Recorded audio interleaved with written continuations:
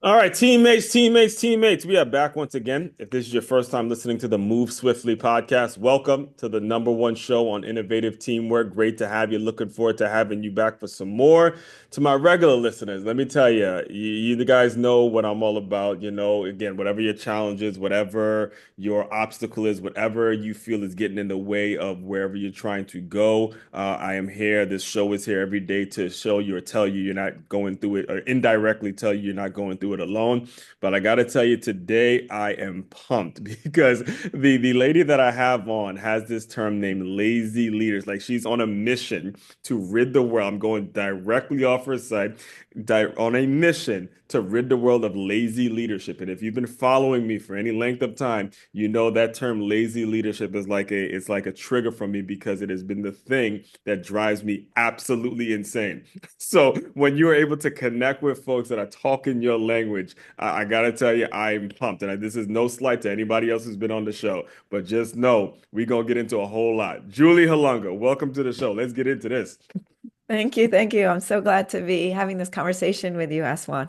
Yes, and the thing is with this one now, we were supposed to actually be scheduled to do it last month. So I was like prepared. I watched your TED Talk. I've been keeping up with all your work. And, so I'm a little like really versed in terms of the research I've done on you because, again, regular listeners know I do my research. Don't nobody, it's not just anybody that comes on this show. All right. So let's get it started with like just how you grew up because what I know about folks who really focus on leadership and really make it their life work, there were certain things that they were burdened with. There were certain principles that they had growing up. So I'll give you the microphone to kind of speak a little bit about some of the things you learned growing up, and then as you transition into this world, where you're consulting with folks, I'll kind of let you take it from there. Sure, sure. Thank you. So I grew up, I was born in New York City, but grew up most of the time overseas. So for 7 years, we lived in Paris, New Delhi, and Hong Kong. Mm, And having that been at a time that was such a formative time for me, all right. growing up and observing different cultures and how people Yes. communicated with one another, and certainly starting first grade in Paris, not in a French school, not speaking a lick of French, that Mhm. had a huge impact on me that I wasn't fully aware with at the time. But certainly as I became a professional and saw how people were Yeah, communicating or weren't communicating, it brought me right back to exactly. sitting in a room and not understanding what was going on. And at that time, it was because of language. But, Mhm. I always joke around with people. We've all been in those meetings where we don't know what people are talking about. We don't know what they're asking, or we don't know what they're sharing. Mhm. And certainly cultural differences being in Asia, vastly different than what I had grown up with, just really reinforced this fascination that I have in people and what makes them tick and what excites them.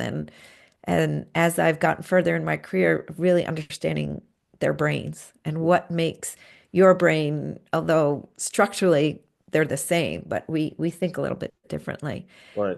And I started my career in Boston working at Harvard University and with the best of the best people. So I either have people say like, "Wow, you pay attention to so much detail. That's impressive," and I have other people who are really frustrated, like, "All right, we got it. Like, let it go. It's good. Like, let Right. it go." Yeah, and Um, not to cut you off, but I strongly yeah, recommend you guys, if you have not listened to it yet, go listen to her TED Talk because she calls not only herself out, but she calls everybody out in terms of the language you use, in terms of how you right. saying, don't disqualify. I have it memorized you, but she said, don't disqualify yourself from a position by saying, really? Oh, is that Yeah. like there's so much that you learn. And as I'm sitting here listening to you, I'm realizing, hey, you were in certain cultures and then Mhm. got to Harvard. A lot of times Right. people think that just going to Harvard is going to solve the problems. No, you had experience in other Yep. cultures, and then you go to Harvard and you realize, hey, these are just humans. These are just people. These are just kids that That's right. need instruction just like everyone else. That's right. That's right. And that time where one of the reasons that I got into what I'm doing is because I didn't have the support. I didn't have the knowledge when Right, I started my career. So I right, was the person who would not sit at the main table and would put myself back or downplay any expertise or knowledge that I had. And right. I don't want to see that happen in other people or in our next generations coming into the workforce. So So as yeah. you're coming up though, one of the things that I really wanted to get your thoughts on because as you're moving toward this direction, social media is becoming a thing. And Yes. people are now able to hide behind their devices. And when it comes to what you're talking about, when it comes to leadership, how do you communicate? How do you really look people in the eye, shake hands? All these soft people skills that are important towards getting a position, they're kind of being lost because you can hide behind your phone. And you had just expressed, hey, you were that person that wasn't as confident as you used to be. Yes. How are you navigating those transitions, those cultural norms that were happening for you? Like that was just happening. No one had control over it. It just was, Yeah. we got to deal with it. Just like COVID. Yeah. Right. Yeah, you got to get on board or you're going to be Right. left behind. Yeah. Exactly. And it's funny too, because for the longest time, I didn't use Instagram. I didn't use like social, anything like that. But when I put my first book out there, like, look, you have to have it. You Yeah, can't you have to. have this stuff and not be putting your stuff out there regularly. Yeah. Yeah, I totally agree. And it is a necessity, right? It's the world that we live in. If you don't get engaged in that Hmm. way, then like I said, you'll be left behind. But what I always recommend to people, and I've even said this like when my kids got on social media, who do you want to be? How do you want to show up? Hmm. And always have that in mind with whatever you're writing or liking or following, Hmm. because that's a reflection of you. So if I, you know, show up and have a certain conversation with you today, Hmm. but then on social media, I'm doing something completely different and showing up completely differently, Hmm. that's that's not a good way to be a true conscientious deliberate leader, right? Like when we're talking about lazy leadership, Yes. right? Like I don't want to work with someone, I don't want to hire someone Hmm. who says one thing and behaves another, Right. right? And I find like the lazy leadership is doing just that. But Right. if you are conscious, deliberate, you're behaving with integrity, Hmm. then you are showing up day to day, just as you're showing up on Instagram or Right. Twitter X or That's LinkedIn, whatever the whatever it platform is. is. Right. You want that consistency so people know what to expect of you. Because Yes. there's no better way to confuse or lose trust with someone Hmm. to say one thing or write one thing, post one thing, and then behave a different way. And I always tell people, I said this to my kids, like when someone shows you their true colors, I believe this Oprah was it? Yeah, is Oprah. who said it, You right? believe Like the first time when believe them the first time they showed you their true colors. Believe them, the first time, right? not They're the telling second you, they're time, but not the showing third you. time, the first time. Yes. Yes, exactly. And that's like I even heard her say it again yesterday, and I'm like, Mhm. yes, Yeah, like I that's that quote exactly it. famous. I mean, as you guys can see again, the great minds think alike. That quote, Yes. I knew exactly where you were going because you brought it up. Lazy leadership, and my Yeah. style being, I have a sports background. Then I got into fitness and education, and between those three industries, there is a slew of lazy leadership. It's great Yeah. industries to be in, whether it's fitness, athletics, or education. But because they're so big entities, they're such big entities, it's hard finding people that really do go above and beyond when it comes to leadership. They go above and beyond what their job, what their expectations are. So I'll give you an example. The youth program I played for, Coach Brian Davis, he transferred us, or he transitioned us to Pop Warner one year, and it was Uh-huh. the day of the game, and we realized we actually needed cups, but none of us had cups. So Coach Brian, who started the organization, he took money out of his own pocket, went to Kmart, Wow. and bought the entire crew cups. Wow. I have crews here. There's people here who I've met in fitness and education that can't even show up to work on time. Yeah.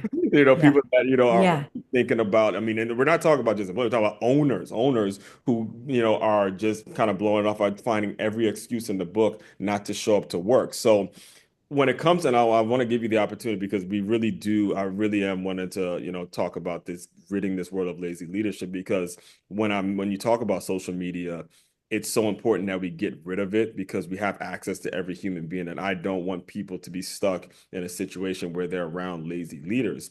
When it Yeah. comes to how you actually planted your flag on, hey, this is what I'm going to remove, this is what I'm going to show up as, what happened? What happened in Yeah. your life that made you say, look, I gotta speak on this because I Yeah. can't take it anymore. Yeah. But because I was seeing it all the time and it exasperated during quarantine for sure. because there was so much on our plates. And for people who had young kids at home and were trying to school And kids you even or, it wasn't even like something that you were dealing with. It was like almost just like the like I guess the world around us, the things that were happening. yeah. I Yeah. got I mean, I certainly saw it before that. And I'll tell you, there's one of my clients called me one day, emailed me and said, I've got a tough situation going on.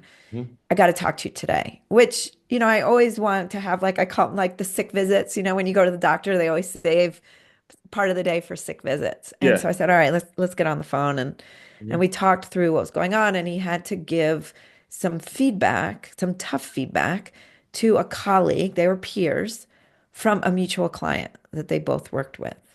Mhm. And so he called me to say, like, okay, how am I going to do this? And I don't like, they were friendly. They had a fine relationship. They weren't super tight. Right. Um, but it was fine. Right. And so we talked, half an hour in, and he says to me, "Oh, this is great. This is great. Okay, could you just come in and talk to Lynn?" And I was like, "Oh, come on, buddy. I'm not going to do that, right?" And he Uh, was somewhat joking, right. but he did admit, like, "Oh, no, Yeah. no, no. I really don't want to do this." And it all came down. I mean, and it ended up being a really interesting conversation because, like, okay, what's really going on? What's underneath the surface here? And he didn't want to be the one to give her this feedback because it wasn't the first time. So it was like other people had avoided it. And Hmm. he had made the decision, I'm not going to avoid giving it to her, even though he really wanted to, but Yeah. because it's been going on for too long. Exactly. And it cannot continue because it's going to get to the point where it's going to have more of an impact on our team. Yes. And so, you know, he had the insight, which was great to actually go and have the conversation. But That's what I was seeing with lazy leadership was people weren't having the conversation, right? And I always say, you're sweeping the conflict, the misunderstanding, the lack of feedback under the carpet. And you know what happens? People trip over that, right? Because that you sweep it under, it gets bigger and bigger and bigger, and then people are tripping over it. And yeah. it becomes more disastrous than it needed to be. 1000%. So what I always say to people is the reason I'm on the mission to rid the world of lazy leadership, the behaviors of lazy leadership, is because I know how much better leaders, teams, organizations as a whole Yeah. are when our leaders behave with integrity, they Mhm. see conflict as a necessity, and they know that they need to continually build and hone their trusting relationships. Mhm. And when they focus on those three things, they are deliberate and conscientious leaders. And that lazy leadership just goes away. And what I've seen more recently in the last few years is that we're so busy. We're going so fast. We're in this global environment. Most of my clients, a lot of my clients have teams who are different time zones, different countries, different continents. And they're going so fast because there's so high expectation and so much on their plate that they don't have time to step back and paint the picture, for instance, of, like, here's what we're trying to achieve. This is what we really are doing Right. and where we're getting to, what we're trying to get to. Mhm. Because, like, that in the moment that feels like, I don't have time for that. I don't have time to take that 5 minutes to paint that picture. Right. But that's lazy leadership. So the example that you share, and the reason I'm re-emphasizing it is because when you think about something being swept under the rug, which is Yeah. what every last one of us are guilty of doing. I mean, Yep. not one person has not done because it's so easy to take that route. Totally. Or you saw somebody like for when the gym I used to work at, there was a guy who would show up late every single day, and the owner would make a joke about, oh well, he's Colombian, so they're always late. Like it would be something that you joke around about until COVID actually happened, and Yep. it got to a point where he just stopped coming in general. When we actually needed to work as a team, he just, Right. took clients, took members, and that small thing. And I remember having this same conversation with him. That small thing now has led to your business he's out of business. It's gone. It's permanently closed Right. at this point.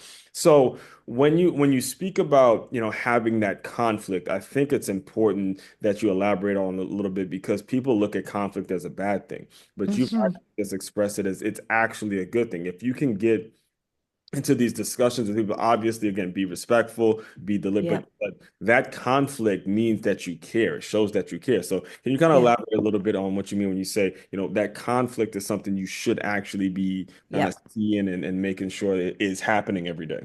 Yeah. So I like to think of it as when you notice you're in conflict. So maybe you had a misunderstanding.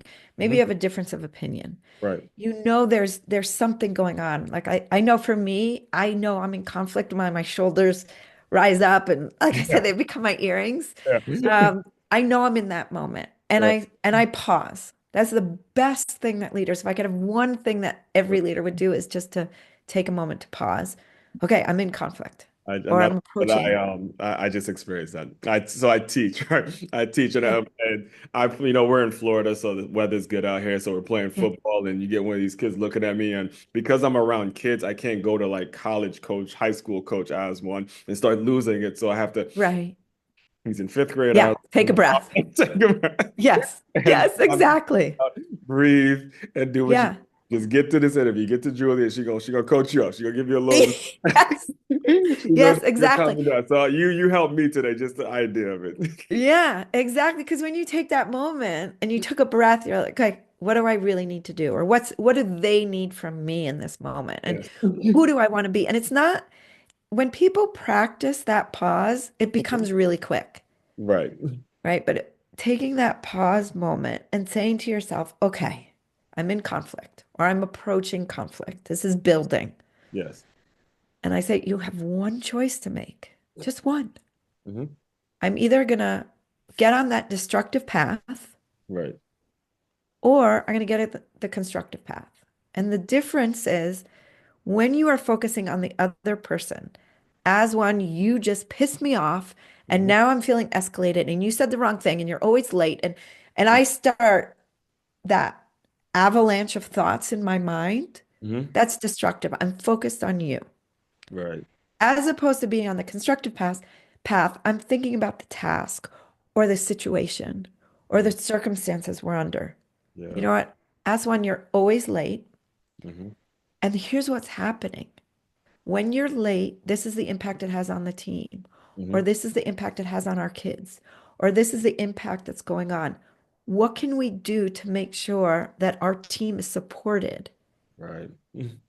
And so it's less about me pointing the finger at you and more focusing on the task or our goal or, Mhm. and less about the person. And it's amazing then what happens is one is that you find out something that's going on. Like my sense when you shared that conversation about your colleague who was always late, Right. like, I don't know, is it because he's Colombian or what's going on with him? Right. Right.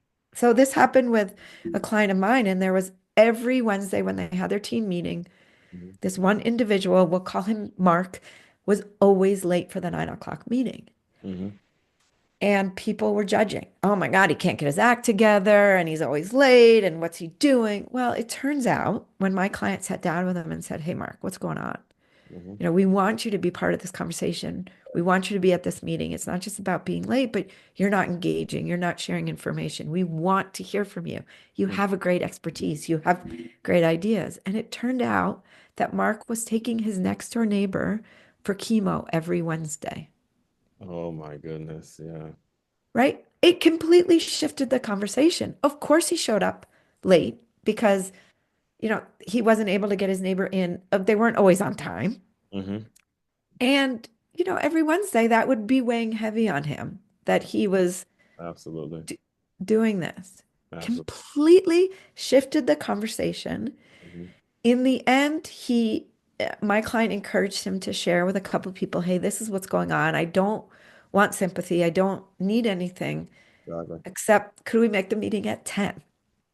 Exactly. Done. Done. And Nope. No problem. and- Easy. but what gets me about that, Julie, is all it takes is communication. Exactly. All it And took honest. and honest communication. And Yeah. this is primarily the people that tune into my work are business owners. And business owners, I want you to really put your ear close right now because had the owner and the colleague I'm referring to, had he just communicated to this colleague, hey, Exactly. Aswan is there from 5 to 7. So Yeah. that's no breakfast. I run every single morning. I run before I start work, and he's Yeah. there. So by the time 7 comes in, he just wants to go get some breakfast, but he can't Yeah. leave the gym. He can't leave the gym Yeah. unattended to. And if he has to wait for another, 2 hours when you get here, that's Yeah. a long time without breakfast. He does that, boom, he's there at a time. Yeah. Again, it's not that crazy, but you just never communicated it. And That's this right. result, again, the result of not communicating something that you may think it may not be a huge deal, but over Yeah. time, you're gonna that go back to that example where things are being swept under the rug and swept under the rug and swept Yep. under the to the point where people are tripping over it, and it could have easily been communicated. Like that example Totally. you shared, that's incredible. Again, Yeah. somebody taking their neighbor to chemotherapy, all that stuff, but I think it's important for owners also to make sure you keep these lines of communication open so they feel That's right. comfortable enough to tell you what they're really going through. Right. No individual is just going to work without their own personal struggles. It happens. Totally. Like it's part of Right. what's going to go on. You as an Right. owner you have got to be cognizant of that. You've got to be mindful of that. And you got to be more importantly, you got to be empathetic towards that. You have Yep. to. I cannot stress the importance of that. So, all that Right. being said, I'm curious now when it comes to how you and you kind of already managed or spoke about this when you talked about your kids though when you're able to take the things that you're learning business wise and apply them in the home, how was that crossover for you? Because I know it could be because they could take a lot from you, but then when you're Yeah. trying to apply them, whether it's to a family situation, whether your kids are going through this at school, so much of Yeah. the stuff is being learned at home. Can you speak a little bit about kind of your overview philosophy when it comes to Yeah. taking this stuff and applying it to both your personal and professional life? Yeah. So I will admit, I practice this all the time. Yeah, you have to. And There's no way, right? no taking the Yeah. break off. Yeah, you can't No. take the hat off. And and I'm not perfect at it. And so when, I had two kids in middle school, Ugh, yeah, uh, like my son still makes fun of me because he came in, I was on my iPad and he said something. I can't even remember what it was, the topic, right, and I got so frustrated because he kept pushing and pushing, probably asking to stay out later or something like that. And right. I took I'm so embarrassed I'm actually sharing this, but we're going there. I took my iPad and threw it at him. Oh God, yes. And of course it broke, right? It didn't hit him. I don't have good aim. Right, I have other strengths. Aim is not one of them. But I could still use it. And I refused to get a new one because it was that reminder, like that was a low moment. yeah, yeah. You It's decided to, funny too that you make sure you keep it so you know in your head. Yeah, yeah. that is I good. never, and I felt awful. I couldn't sleep Yeah, that night. I felt awful. It was like the worst behavior yeah, that I was modeling for my child, how to deal with frustration.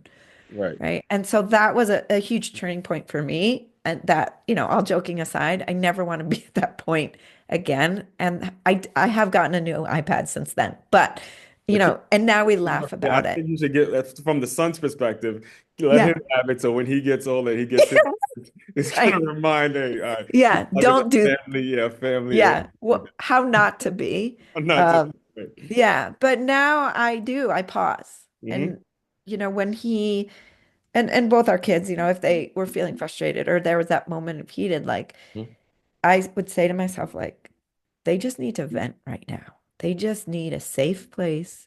And it's the same thing in the workplace. There are times where people just need to, like, verbally vomit, And I will now say there's a great article in the New York Times that talked about this for parenting, but I think it works really well in the workplace as well. It's like someone comes in and you can visibly tell when people are frustrated, right? There's something going on. Maybe they're red in the face, like my shoulders are up, they're clenching their fists, they're talking really fast. There's a lot of cues for you, in addition to their words, that you can pick up on. Right. And instead of, as human beings, we want to help, right? We want to fix. And Mm-hmm. instead of going into fix it mode, which can oftentimes exasperate things, is to just say, what do you need from me right now? Yeah. In the New York Times article, they talk about a hug. Um, like basically, do you need me to listen? Do you Mm-hmm. need me to go into fix it mode?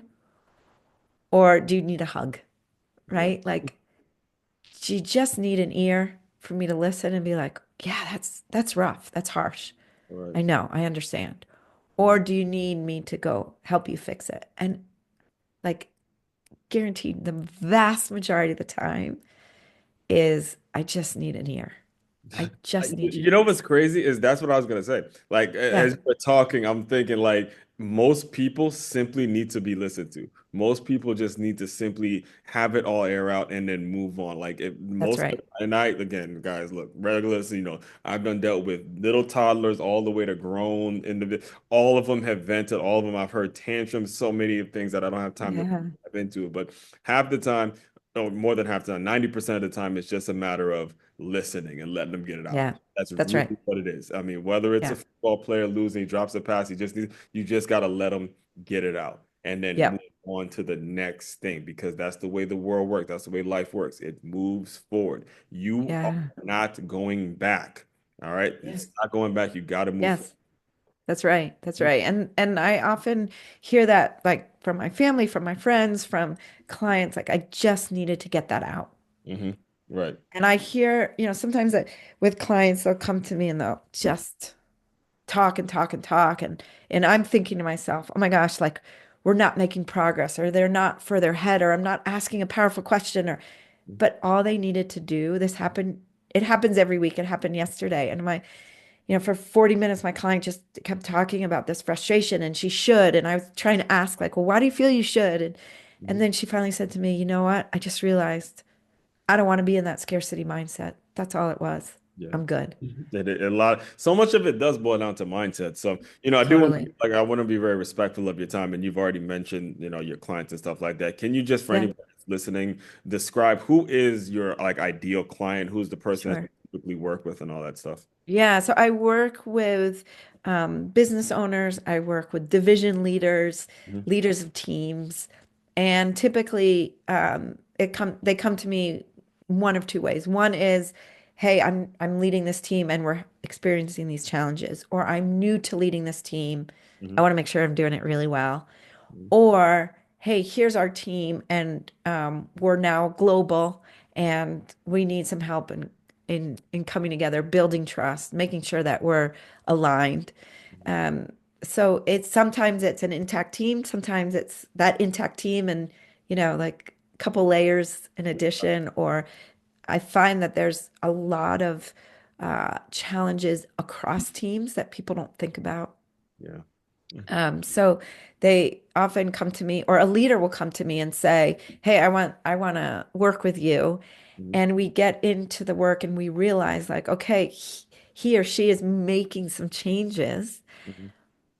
And so I always talk about like we're growing this beautiful pickle here, cucumber, excuse me. Hmm. And then if you go back to an environment that is a jar of vinegar, you're going to turn into a pickle. Yeah. So how do we make sure that that really beautiful, tasty, crispy cucumber Yes. maintains? I love pickles. I love all things pickled, but Love but it. how do we make sure that the environment you're going back to is um, as effective, is aligned, is cohesive, happy, engaged, all these elements of a really highly value add team. And sometimes it's the environment, sometimes it's the individuals, and really figuring out what those things are and where they need help.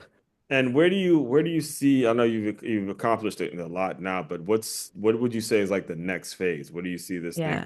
the next 10, 15 years or so? Yeah. So the one thing, so, will continue lazy leadership and changing individuals. Yeah, you But got a what lot. I, That's what I say. You got a whole lot. There's a lot of need in that area. yes, Yeah. yes, It's tons absolutely. Yeah. But what I am seeing and where I'm spending a lot of time the last couple of years is not simply, like I said, not simply the individuals, but the collective Hmm. and what it looks like working within teams or divisions to help them achieve what they want to achieve and not just because we've always done something a certain way that we're continuing with that. And I certainly see that in the last couple of years, right, where we're becoming, and we have been for over a decade, but we're becoming more and more global. Yes. It's so common with my clients that they have teams or they're working with vendors or uh, contractors on Hmm. a different time zone. And how do you create confidence in the leaders, in the business owners that work's getting done, even if they're not physically or visibly seeing it happen? Exactly. That Yeah. There's a whole lot there. What's the where if someone wants to get in touch and everything, where do you normally send them? Yeah, so you can go to my website, which is julieholunga.com. I always recommend for people to connect with me on LinkedIn. I have a lot of content there, but not too much. So once a month, I have a quick newsletter that goes out. I say it's less than a 5 minute. Usually it's around that 4 minute mark to Okay. read it. And it's both practical, but my goal is really to help people think about what they need and gain some insight to themselves and then the tools to act on that. Okay. And that will also be included in the show notes as well. So, Julie, the final thing I do to close out all the shows is I want you to use your imagination a little bit. You are back to being, let's say you're back to being that first grade girl. You're in French. You don't know the language. You don't know where you're going to go. You have no friends. You have to figure it out. Pretend that that little girl has come into the Zoom room. Give her some words of encouragement, and we will officially close. I'll just say, like, go for it.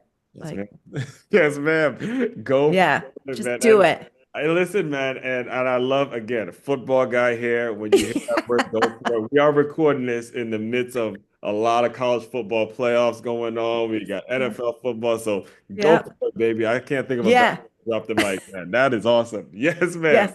Yes. All Yes. right, fellow teammates, continue to move swiftly. We will talk more soon.